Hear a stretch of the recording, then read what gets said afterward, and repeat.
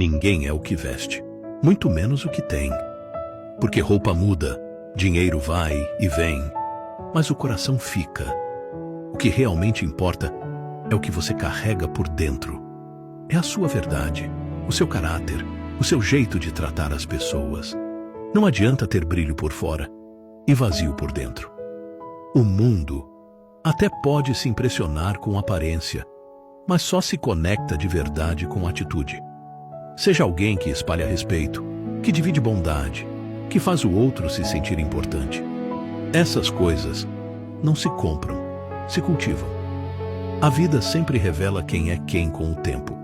E quem tem alma bonita nunca precisa provar nada. Seja leve, seja justo, seja você.